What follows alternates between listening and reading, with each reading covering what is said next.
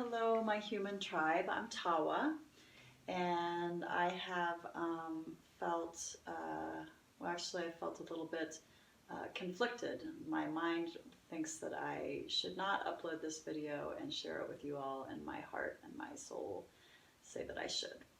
So anyway, my heart and my soul are winning out, and I wanted to share with you just a really simple but powerful pranic breath exercise. And the reason that I'm choosing this particular breath work to show you is because it specifically addresses the lungs, the heart center energetically, the lungs as far as organs and as far as functioning.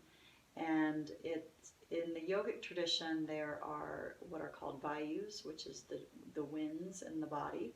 And each vayu has kind of a location in the body, and the lung location or the lung wind is called the prana vayu or the pran vayu.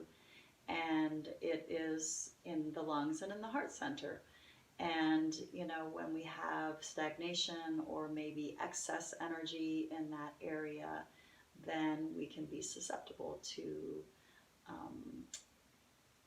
illness and ailments in that area. So, of course, you know, with the pandemic going around that is attacking the lungs, it is beneficial to do what we can to ensure lung health. And then on top of that, you know, the lungs are and the heart center are where we in our system energetically and physically process grief and sadness. And it feels to me like there is some collective grief and sadness that we're processing. And that's why we're processing it in a virus that attacks the lungs. And I've had, you know, in my own experience, I've had a couple times where I have been ill in the lungs, and that's not a common thing for me, but the couple times that I have experienced lung illness have been very directly related to grief. So I just want to give you this tool to process your own potential grief and sadness, as well as to maybe help you contribute to processing the collective grief and sadness. And in the meantime, you get the beautiful physical benefit of increasing your lung capacity and the strength of your lungs and your bronchioles.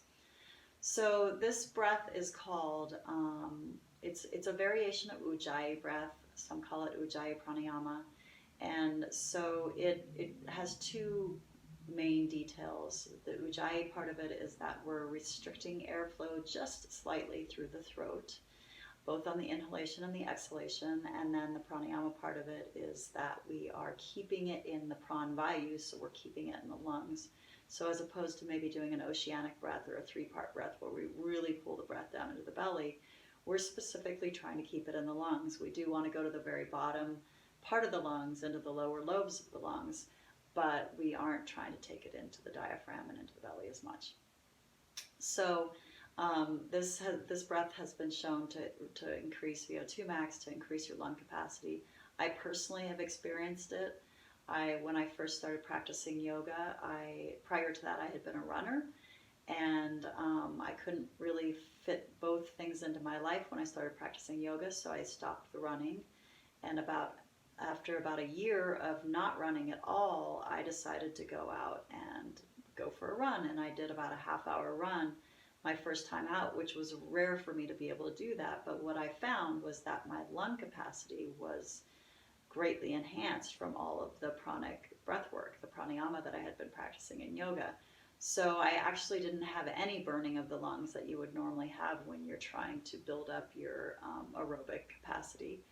And it was simply from practicing really good, consistent breathing. And specifically, I was practicing a lot of this breathing technique that I'm going to show you. So the other benefit of this is that it will help you find your center, find your calm in the midst of a lot of fear that's just going around in the collective. Even if you're able to not necessarily feel it yourself, you probably, if you're at all sensitive, are picking up on just the free floating fear that's in the air right now. And this will help just give you an avenue for soothing that, as well as for contributing to some really nice collective and personal healing and prevention. So let's address the ujjayi aspect of the breath first, which is the restriction in the throat. And it's really just enough to slow the airflow down, not really make it hard to get the air in and out. One of the ways it's often taught is you can think of exhaling as if you were fogging up a mirror. So you would make the ha sound. You'd be going, and then you just close your mouth and continue to do that through the nose. So it'd be,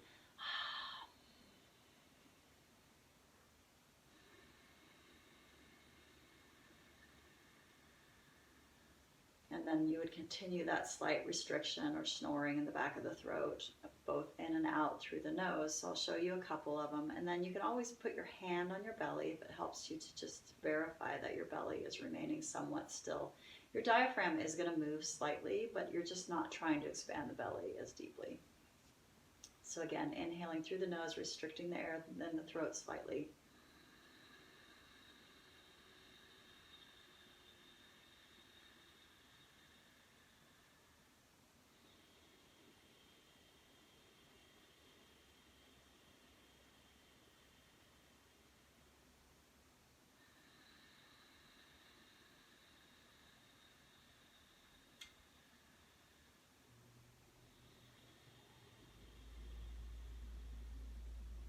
So another way that you can practice this if you're having a hard time, in particular feeling like you're really opening the lungs and opening the rib cage, is you can take the hands to the side and simply lift them on the inhalation, let them come down on the exhalation. That just enhances the room for the ribs to move.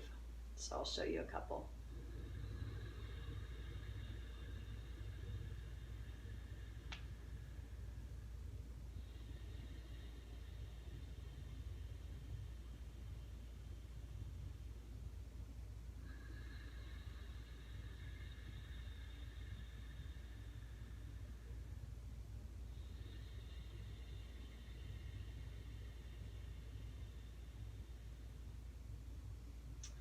So it would be ideal if you could do this practice for 5 minutes twice a day.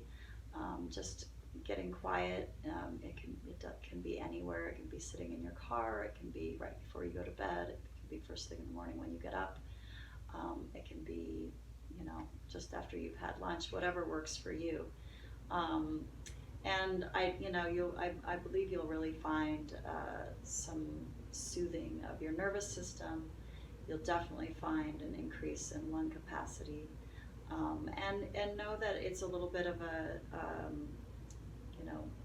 learning. So initially your breath might be not very full. It may feel kind of shallow and difficult, and just give yourself the space to play with it and to increase it slightly every time, and see how you feel more centered and you feel like your breath is coming in more smoothly.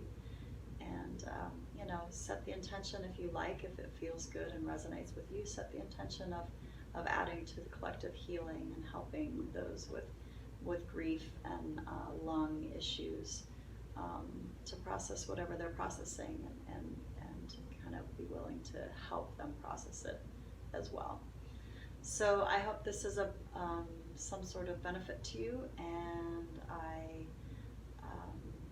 will be thinking of all of you and holding you all in my heart as we move through this moment of crisis, so to speak, or this moment of having to really tap into our humanity and our care and compassion for ourselves and for others.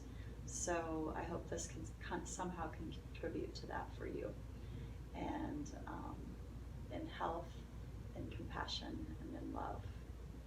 Namaste.